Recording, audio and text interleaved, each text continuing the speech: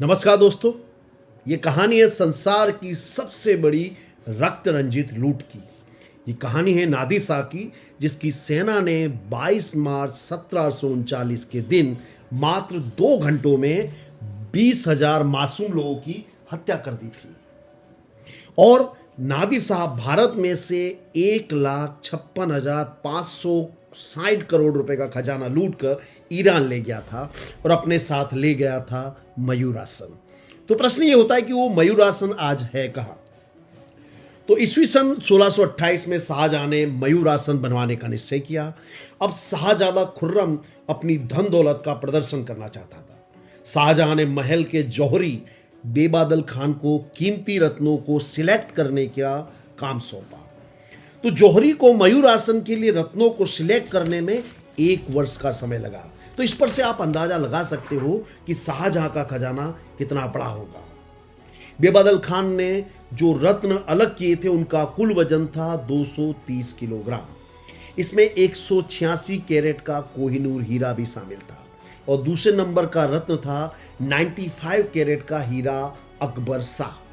तीसरा था 88 कैरेट का हीरा जिसका नाम था शाह। और इनमें सबसे मूल्यवान था 283 कैरेट का रूबी जिसका नाम था तैमूर।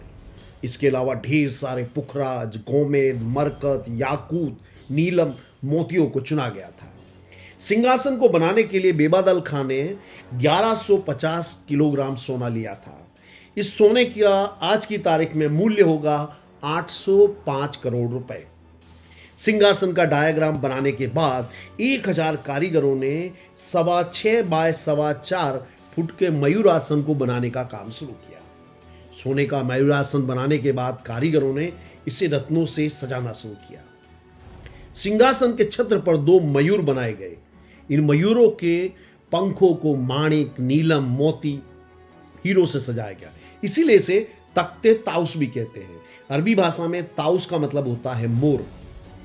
तो 1635 में शाहजहां पहली बार मयूरासन पर बैठा। अब मुगल बादशाह ने अपने बाप भाइयों की हत्या करके सिंहासन पर आए थे। तो शाहजहां ने सोचा कि अगर मैं महल में रहूंगा तो मेरी हत्या भी हो जाएगी। तो उसने दिल्ली में लाल किले का निर्माण कराया और मयूरासन को लाल किले के दीवाने खास में संगमरमर के मंच पर स्थापित किया। 1657 में शाहजहां बीमार पड़ा तो उसके क्रूर और दगाबाज बेटे औरंगजेब ने अपने बाप को आगरा की जेल में कैद किया और भाइयों की हत्या करके गद्दी पर बैठा। इसमें दारा सिकोह का भी समावेश था। औरंगजेब ने दारा सिकोह का सिर काटा और उसे थाली में रख के अपने बाप के सामने भेजा, एक तोहफे के रूप में। तो दोस्तों, मैं ये पाप क्यों गिना रहा हूं? मैं पाप आपको इसलिए गिना रहा हूं ताकि आपको पता चले कि कर्म क्या होता है, कर्म का प्रभाव क्या होता है। ईस्वी सन 1707 में औरंगजेब 89 की उम्र में मरा तो उसके सबसे बड़े बेटे को गद्दी पर बैठना था। परंतु वो जानना था कि अगर वो गद्दी पर बैठा तो उसके भाई भी उसकी हत्या करेंगे, जिस तरह उसके बाप ने अपने भाइयों की हत्या की थी। तो वो जान बचाकर औरंगजेब का सबसे बड़ा बेटा ईरान भाग गया और 1719 में औरंगजेब का पपौत्र मोहम्मद शाह दिल्ली की गद्दी पर बैठा, जिसे मोहम्मद शाह रंगीला भी कहते हैं। ये इतना बेवकूफ और विचित्र प्रकार का व्यक्ति था कि और स्त्रियों के कपड़े पहन करके ये दरबार में आता था। कई बार तो निर्वस्त्र होकर के आता था। तो इसकी कहानी फिर कभी। तो दूसरी ओर ईरान में नादिर कुली नामक सेनापति सिकंदर, चंगेज खान, तैमूर की तरह विश्व विजेता बनना चाहता था। पर विश्व विजेता बनने के लिए चाहिए अपार धन संपत्ति, और यह अपार धन संपत्ति थी भारत में। और दूसरी ओर भारत में था एक कमजोर, बुजदिल, मूर्ख शासक जिसका नाम था मोहम्मद शाह रंगीला। एक बार तो पेशवा बाजीराव भी दिल्ली तक पहुंच गए थे और उन्होंने अपने वहां पे काफी इलाके को जीत लिया था। नादिर शाह 40,000 सैनिकों की सेना लेकर निकल पड़ा। उसने कंदहार, गजनी और काबुल के मुगल सूबों को बुरी तरह पराजित किया। 7 मार्च 1739 बुधवार के दिन मोहम्मद शाह ने नादिर शाह को रोकने के लिए 75,000 सैनिकों की सेना भेजी। हरियाणा में करनाल में मोहम्मद शाह और नादिर शाह की सेना के बीच युद्ध हुआ। मात्र 2.5 घंटे की लड़ाई में 12,000 मुगल सैनिकों को मार डाला गया। करनाल से दिल्ली मात्र 100 किलोमीटर की दूरी पर थी और कूच करती हुई नादिर शाह की सेना सालीबार बाग में पहुंची। नादिर शाह ने मोहम्मद शाह से 50 करोड़ चांदी के सिक्कों की मांग की। इन सिक्कों का वजन होता था 5,825 टन। 2 दिन बाद 9 मार्च 1739 के दिन नादिर शाह सफेद घोड़े पर सवार होकर लाहौरी दरवाजे से दिल्ली में पहुंचता है। मोहम्मद शाह ने सोने की थाली में शरबत पेश किया। इस पर नादिर शाह ने अपना लोहे का हेलमेट उतारा और पास ही खड़े हुए सैनिक की मशक में से पानी हेलमेट में भरा और उसे पी गया। इसके बाद नादिर शाह बोला कि हम पानी इस तरह पीते हैं, इसलिए हम तुम जैसे कमजोर बादशाहों को हरा सकते हैं। मोहम्मद शाह ने सोने की थाली में रखकर लाल किले की चाबी दी, जिसका लॉकेट मयूरासन जैसा था। मोहम्मद शाह ने अपनी गरीबी को दिखाने के लिए अपने कुर्ते की डोरी खोली और अंदर की फटी हुई गंदी छेद वाली बनियान दिखाई और घुटनों के बल बैठकर नादिर शाह से दया की भीख मांगने लगा। लेकिन नादिर शाह 4500 किलोमीटर दूर नादिर शाह मोहम्मद शाह के फटे हुए कपड़े देखने नहीं आया था, वो आया था भारत को लूटने। मोहम्मद शाह ने इस नादिर शाह को लाल किले में अपना शाही मेहमान बनाया और दीवाने खास में दावत रखी, जहां संगमरमर के चबूतरे पर रखा हुआ था मयूरासन। मयूरासन को देखकर नादिर शाह की आंखें चौंधिया गई। जिस बादशाह का सिंहासन इतना महंगा हो, उसके पास कितनी दौलत होगी। नादिर शाह ने अपने खास लोगों को शाही खजाने के रजिस्टर की खोज में लगा दिया। उसने देखा कि लाल किले के शाही आवास में खंभों में रत्न जड़े हुए थे। जो कारपेट जमीन पर बिछे हुए थे, उनके किनारों को मोतियों से सजाया गया था। तो जब तक पैसे ना मिले तब तक नादिर शाह जाने को तैयार नहीं था। नादिर शाह ने मोहम्मद शाह से रत्न जड़ित कमरबंद बेल्ट तलवार सहित छीन लिया।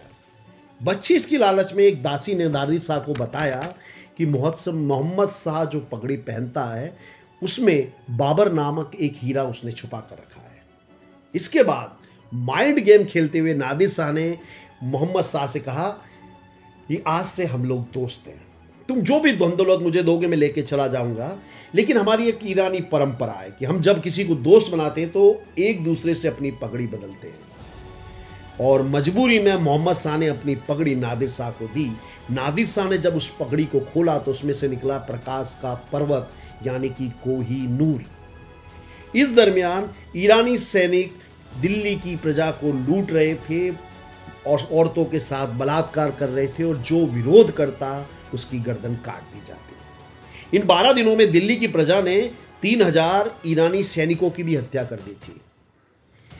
इस दरमियान नादिर शाह ने सारा जो खजानों की जानकारी प्राप्त कर ली थी, उसको कोहिनूर मिल चुका था।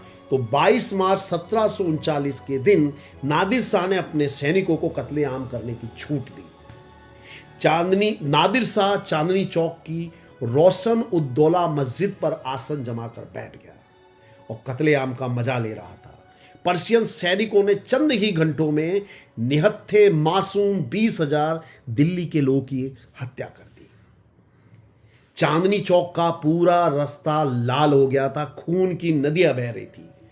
दूसरे दिन नादिर शाह ने लाल किले में से हीरे जवाहरात के बक्से भरवाना शुरू किया। महल के जो खंभों में रत्न लगे थे उनको निकालना शुरू किया।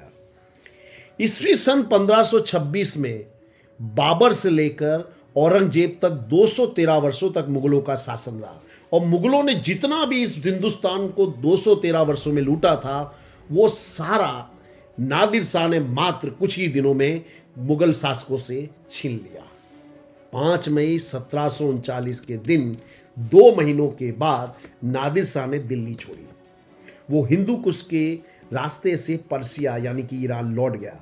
तो जब वो लौटा तो उसके साथ थे 300 हाथी, 7,000 घोड़े, 10,000 ऊंट, और इन सब पर लदा हुआ था लूट का खजाना। यानी आप अंदाजा लगा सकते हो कि कितनी बेशुमार संपत्ति उस लुटेरे ने लूटी होगी। दोस्तों, आज की तारीख में अगर कैलकुलेशन माने तो इस खजाने का मूल्य होगा 1,56,250 करोड़ रुपए। अब दोस्तों प्रश्न ये होता है कि मयूरासन कहाँ है? तो एक कहानी के अनुसार, एक मंतव्य के अनुसार 1747 में नादिर शाह के सरदारों ने उसकी हत्या कर दी और मयूरासन को तोड़कर कीमती रत्न आपस में बांट लिए। और दूसरी ओर एक मंतव्य यह भी कहता है कि मयूरासन सेंट्रल बैंक ऑफ ईरान के सेफ्टी वोल्ट में है, परंतु ईरान की सरकार इसको लेकर के मौन है। तो दोस्तों, ये वीडियो बताता है कि कर्म किसी को नहीं छोड़ते और भारत को क्यों सोने की चिड़िया कहा जाता था। Thank you very much friends, have a very nice day.